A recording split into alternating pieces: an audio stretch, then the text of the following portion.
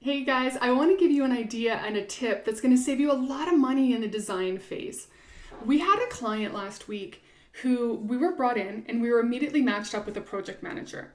So we were matched up with project manager A, who gave us a wireframe, gave us a brand guide, gave us a mood board, and we started design.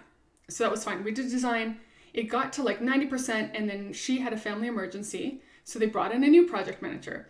And then project manager B, we started working with him, and project manager B was like, actually, no, we want it like this. And we changed it all. And then we got it to a point where he was like, yeah, this is done. This is approved. And so he loved it. We built it. And then I didn't know that this was happening. The owner of the business hadn't seen it yet.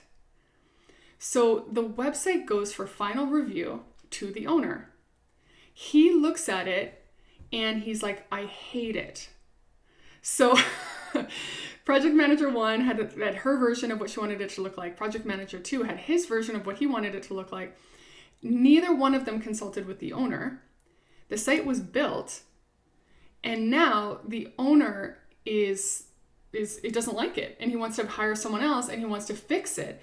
And I was talking to the owner, and I said, the project managers, they hadn't sent it to you like all this time. Like, there's a project manager number 1 and then project manager number 2, both approved their design, both signed off on design, but neither one of them had run it by the owner. He hadn't even seen it.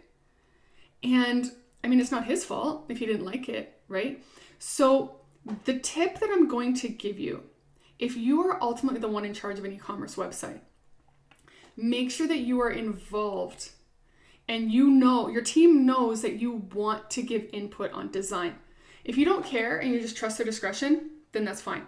But if you have to give final sign off, make sure that you were involved from the beginning. Because for example, when we went from project manager 1 to project manager 2 and we changed the design, that was out of scope. So we built them more because they literally wanted to change it all. So we build them literally like another 40% on design, right? For changing the whole website.